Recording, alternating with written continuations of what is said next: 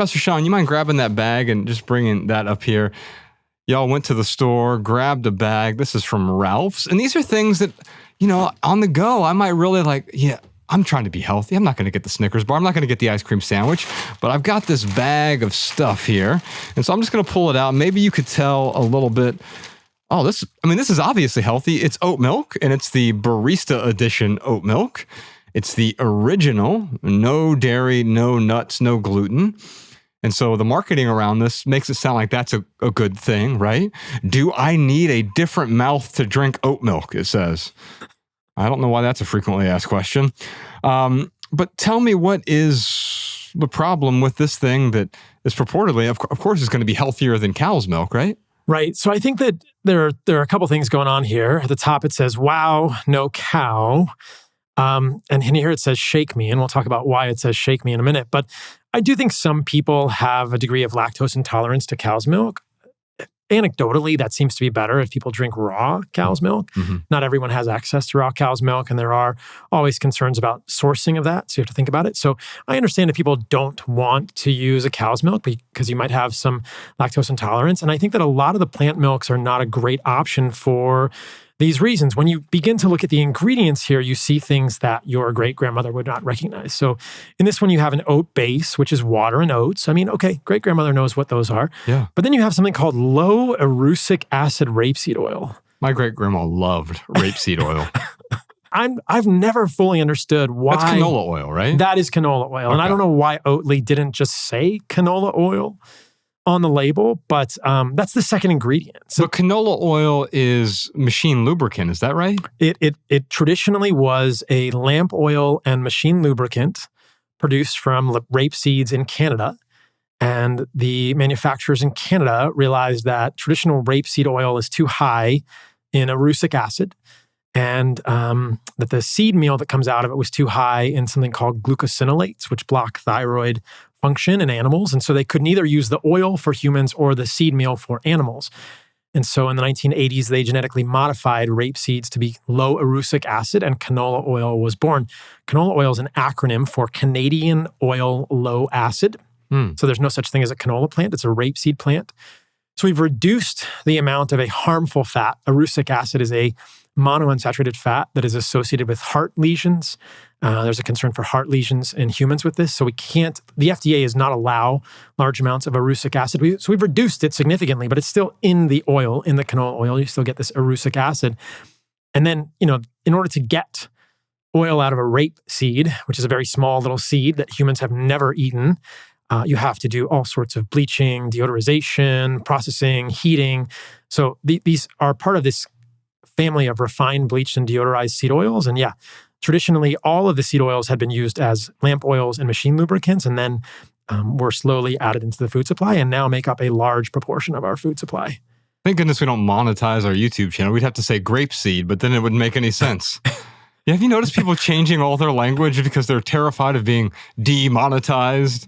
Anyway, back to the oat milk that is becoming less and less healthy by the ingredient. Yeah, I think that if you started with oats, some people do fine with oats. I'm not a huge fan of oats. I think that they have a lot of issues. They're high in phytic acid, but my grandmother would recognize that ingredient, so we'll let it slide. And so if you don't have a problem with oats in terms of digestion, or for some people I know that it really helps their skin and other things, but you have to be an N of one at that point and test it out for yourself. See how you feel with them. I on the flip side, I know people who feel much better without them, right? I personally know that when I stopped eating oatmeal, I was able to avoid having stress fractures related to running.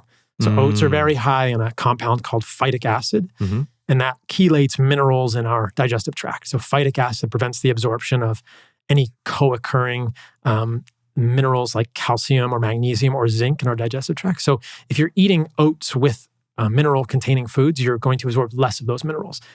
Mostly what we want to focus on here is the processed nature of these foods. So what worries me about this is not the oats as much as the low erucic acid rapeseed oil. It's failed the grandmother test. And that's why you have to shake it. Because if you don't shake it, the oats actually separate from the oil, and you get this very non-appetizing sort of separation between just a seed oil top and an oat and water bottom of this.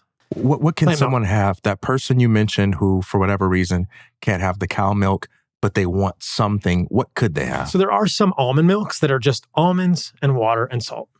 That would be a better option. My grandmother would recognize all of those things. Coconut milk tends to do pretty well with me. I just have trouble with milk in general, even raw milk. It makes me break out. Yeah, some people. But coconut milk seems to work as long as there are none of those extra superfluous ingredients. Yeah. What about this one here? Pure protein bars. Now, this one, it kind of the marketing makes it look healthy, but it says 20 grams of protein on it. And I see the picture here. It's a galactic brownie, which sounds delicious. Man, I bet this does taste really good. My mouth's actually watering a little bit. It says naturally and artificially flavored. Oh, it's gluten-free, so of course it's healthy. The gravel in my driveway is also gluten-free, so it's worth remembering that. My eyes are bad, so I'll have you look at that in the ingredients here. Holy moly, what is going on? There's more ingredients there. If we wanted to read all the ingredients, it would take 2 or 3 hours, I feel like. There's got to be at least 30 ingredients here. And I wonder... I don't know if the FDA has any font size requirements on the ingredients. I mean, who could read that? Yeah, I can't. It just looks like a blur. Look at the size of it. It's so small. Well, what's funny is the first word I see is pure. Right? Pure protein. So these are interesting because they're part of a growing section of the grocery store, which is sort of the protein-enriched foods that masquerade as healthy, which are not actually healthy. And you can see that if you do a little more digging beyond the calories. Because, I mean, look at our previous discussion of calories. Big, bold letters, 180 calories. Doesn't sound like that many calories. Sounds healthy to me. And it's got 20 grams of protein. That is... Even healthier. Right? That is essentially where most of the consumers may stop. And that's how they market it on the front. 20 grams of protein, 1 gram of sugar, and 180 calories. These must be healthy. But we begin to read the ingredients and we see things like, well, titanium dioxide. That's not a great thing for humans. You don't want to be eating titanium dioxide, probably bad for your gut. And the last couple of ingredients are the food dyes, which have been recently regulated against. So you've got yellow 5, red 3, yellow 6, and blue 1. But it doesn't stop there. You also have sucralose in here, which is a artificial sweetener. So now we're getting into the realm of, calories are bad. Therefore, we're going to introduce a synthetic artificial sweetener, which has got to be healthy. There's no calories in sucralose, Josh. But if you look at sucralose, there are some problems when you look at the data with this. I remember when we were in the liquor store and we were looking at energy drinks, this was one of the things that I pointed out to you that I have a problem with is these artificial sweeteners, specifically sucralose, which is brand marked or brand named Splenda. They have them in packets that are like the sugar now, right? Yeah. So you can take a Splenda packet, put it in your coffee. It's been decades, but I couldn't tell you how much of that stuff I consumed. People ate a lot of it. So there are a couple problems with sucralose. There was recently a study where they actually gave people a similar amount of sucralose to sugar versus water in drinks.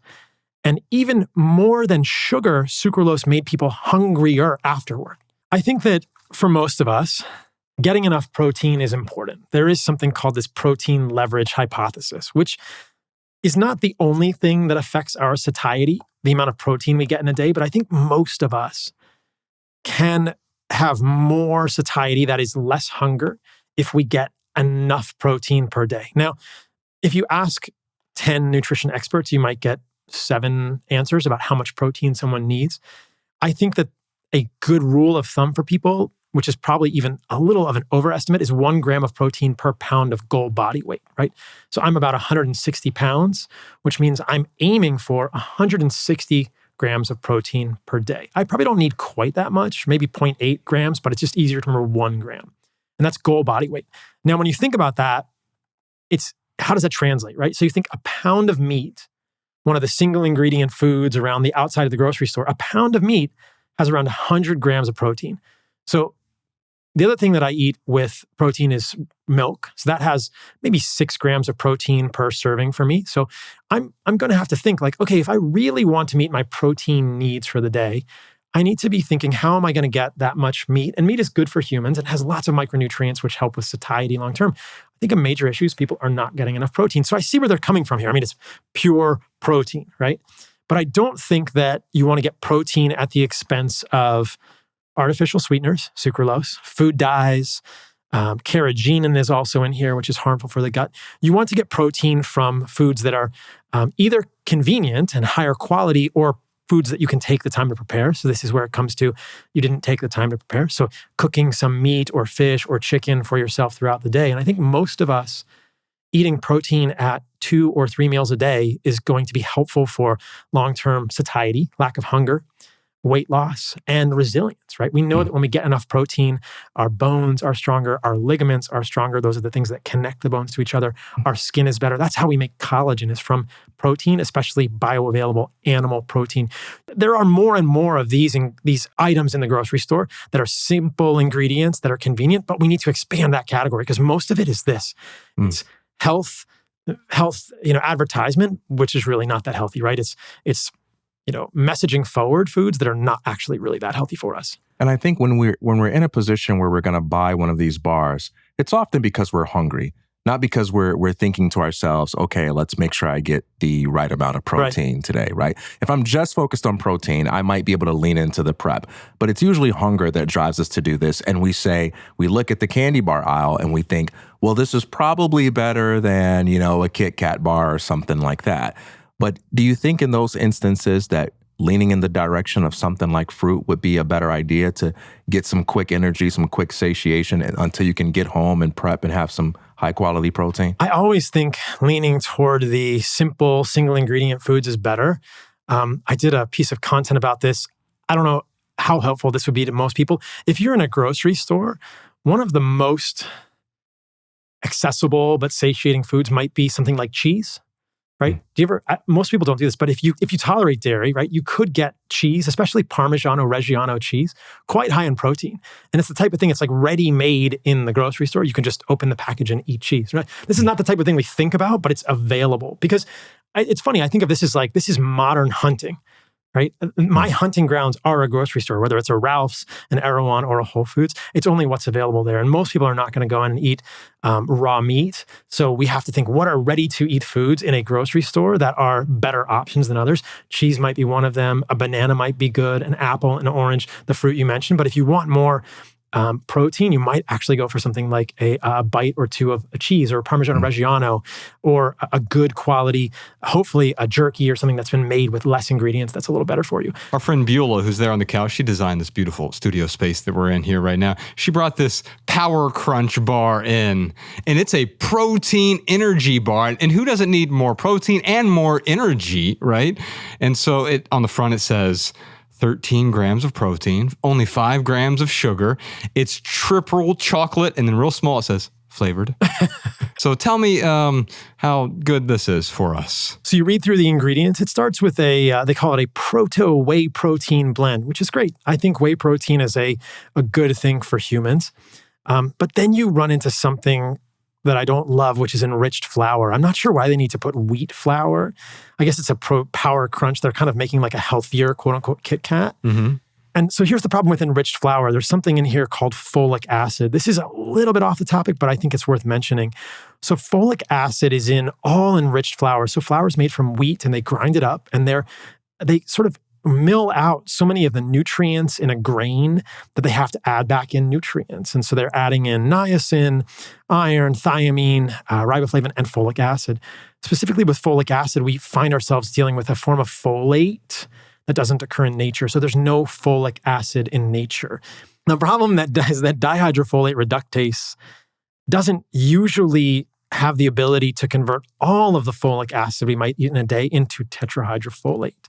And that leads to unmetabolized folic acid in the human body. I've been saying this for years. The higher levels of unmetabolized folic acid are linked to potentially problems with fetal development for women, potentially problems with blocking actual folate signaling in the human body. So folate is a really important thing in the human body. You want usable folate. And the concern here, high level, is if we eat too much folic acid, which might be in our multivitamin, here it is in a Power Crunch bar, it's in enriched flour, it might be in your sourdough bread or your other bread. There are lots of ways to get folic acid. It could even be in your pasta if you're eating that.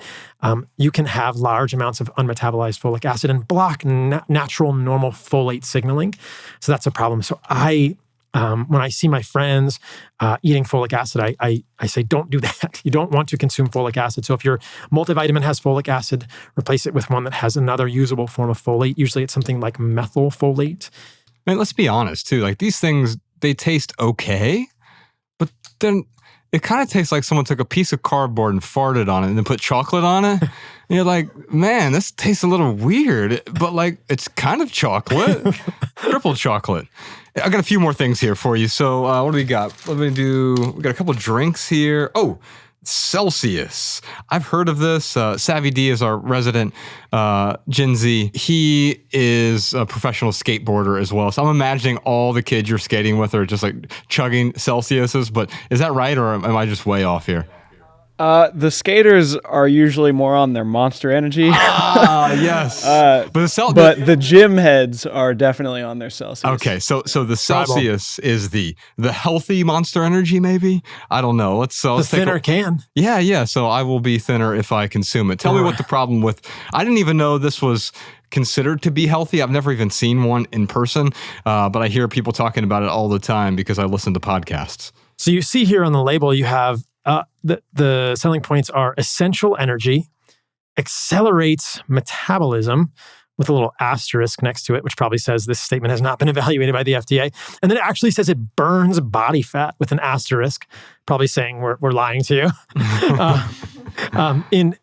In sort of silver lettering that blends into the can, it says natural flavors with other natural flavors. So again, they're sort of saying natural plus natural flavors.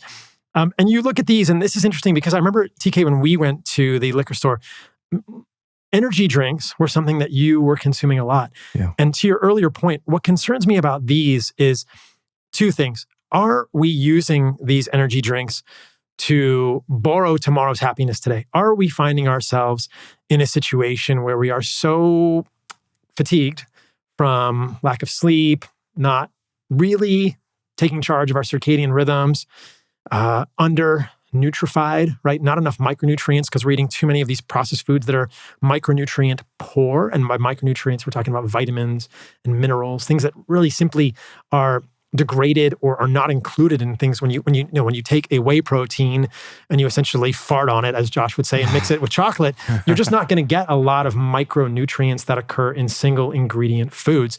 And again, vitamins and minerals. And so if we're under-nutrified, we are underslept, we are over-fatigued, I think a lot of us reach for energy drinks as a crutch. And maybe it helps today, but it borrows a little bit from that bank account. We're borrowing tomorrow's energy, tomorrow's happiness today. And we just keep borrowing, and we end up in these tough cycles. As soon as we get over this podcast, I'm going to go grab a cup of coffee. Let me ask you about that, actually. So your great-grandmother knew what coffee was. You would prefer, I know you don't drink coffee, but you would prefer that to one of these energy drinks? I think that, coffee is a different thing, right? Coffee is, there are definitely a lot of studies that suggest that coffee is beneficial for humans. I think some people need to be careful about the last time that they drink coffee in the day. And we know that the caffeine that naturally occurs in coffee or tea takes about 10 hours to be 75% metabolized. So if you drink coffee at 8 a.m., at 8 p.m., you still have about a quarter of that caffeine in your system. And the concern is just don't drink it too close to going to sleep because it will interfere with your onset of sleep and the architecture. But yeah, a great-grandmother would know what coffee was. And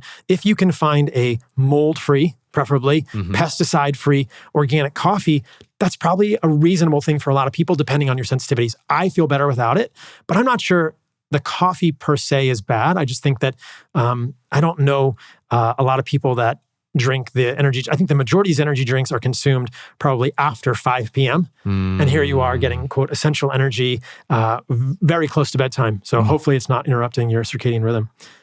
Next ingredient is the winner here. We have sucralose, right? So here we are thinking, okay, here's an energy drink. Is it going to make you hungrier later? It's supposed to give you essential energy. And, the list kind of goes on and on here. I'll skip to the end because there's one thing that I want to point out, which is the cyanocobalamin, which is preceded by a bunch of other nutrients that are naturally found in meat and animal foods. Things like pyridoxine hydrochloride, which is vitamin B6, riboflavin, vitamin B2, chromium, which is found in meat, biotin, which is found in things like egg yolks, niacinamide, which is essentially niacin. And you think, okay, well, that's great. Like they're sort of trying, you hear the echoes of actual real nutrient containing foods in here. Oh, if we give them lots of B vitamins, they'll feel better. Yes, you could also eat meat. You can eat, there are real foods that contain these things. I fear that many people who drink the Celsius drinks forget those things, right? Yeah. And then the last ingredient here is an interesting one, cyanocobalamin. Cobalamin is vitamin B12, super important for humans. Only occurs in animal foods. And the form of cobalamin they choose to put in these energy drinks is the cheapest, worst form possible, right? So they could, for essentially the same price, put in methylcobalamin. But instead they put a form of cobalamin, which is linked to, you said it earlier, cyanide, right? So these are small doses, but do they add up? How many things per day are you drinking that have a little bit of cyanide? Ooh. And whether or not this is actually problematic for human metabolism remains to be seen, but it's a scary thing. So the way that we treat cyanide poisoning actually involves giving people cobalamin. And then cobalamin becomes cyanocobalamin. So we give people a derivative of B12, methyl B12, when they have cyanide poisoning, and the cyanide goes onto the cobalamin, and it makes cyanocobalamin.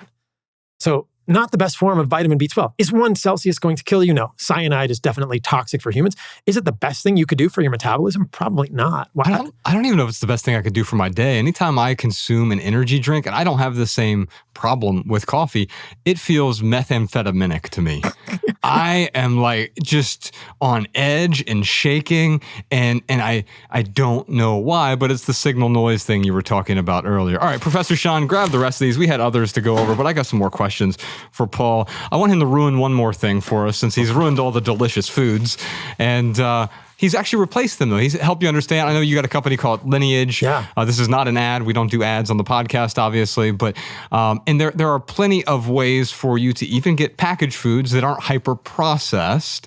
And that is helpful because it's not just about eliminate these foods from your diet. Because for the average person, if I eliminate all the processed stuff, I've eliminated 80 to 100% of my diet, and now I'm left with nothing. The question then is, what do I replace it with? And you're talking about real nutrient-dense foods. There are also packaged foods, whether it's from Lineage or I think those Chomp bars. We did those for a while, although there was a recall on those. So I'm not recommending anything in particular, but the thing that makes sense to me is you go back to the great-grandmother rule.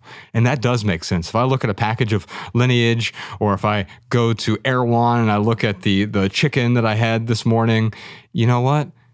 My grandma knew what chicken was. My great-grandma knew what chicken was, and she knew what the salt and pepper that was added to it was, or maybe the oregano. Like these are ingredients that she was familiar with. And I think that it's not a perfect rule, but it's a nice heuristic that we can live by and say, you know what? There's some wisdom in tradition that we are forsaking just in the name of convenience. I'm hungry and I want it right now, damn it. I hope you enjoyed that highlight from the Minimalist Private Podcast. If you'd like another highlight, check out this video. If you'd like to watch the minimal episode, check out this video. Or if you'd like to dive deep into full episodes of the Minimalist Private Podcast, head on over to Patreon. The link is in the description. Your support keeps our podcast and YouTube channel 100% advertisement free.